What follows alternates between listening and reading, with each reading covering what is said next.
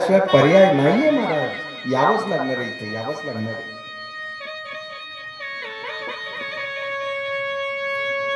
इथं दुःख हलकं होईल महाराज. जगाजवळ दुःख व्यक्त करून पुढं हलकं होणार आहे का? नाही होणार. जग काय महाराज तुमचं दुःख रडू रडू ऐकतील आणि हसू हसू जगाला पुन्हा सांगतील. जगाचं काय घेऊन बसले तुम्ही? अरे जग ज्ञानोबरांचं तुकोबरांचं झालं नाही, तुमचं माझं कधी होणार? कसं होणार? नाही. आपुली आपण करा सोडवन, संसार बंधन तोडा वेगी.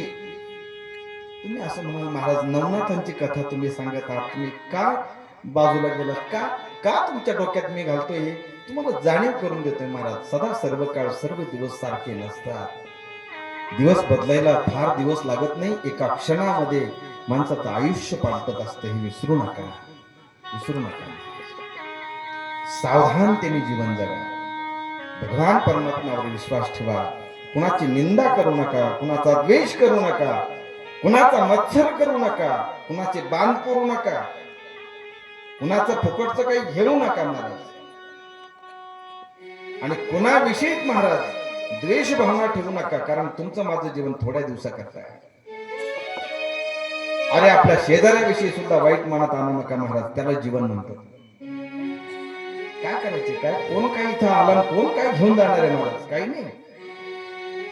खाली हात महाराजांनी सांगितलं, खाली हात आया था खाली हात जाएगा.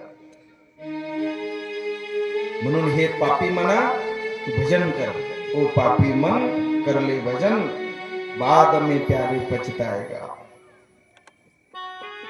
मला आठवलं नाथांची कथा आम्ही का श्रवण करतो आहोत महाराज? या कथेतून आम्हाला जाणून घ्यायचंय.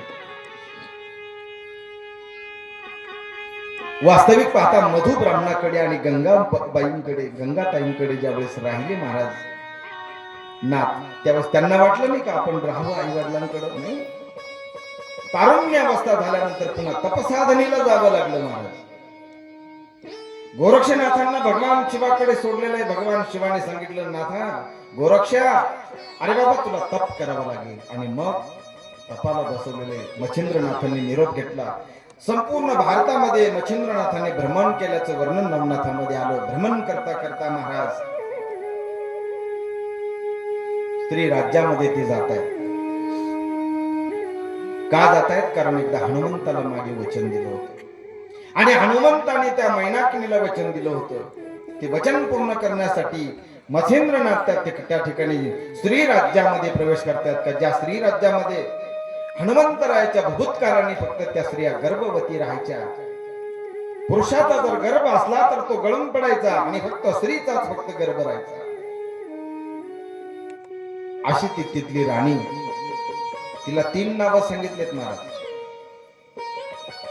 तिला पद्मिनी हे एक नाव आहे,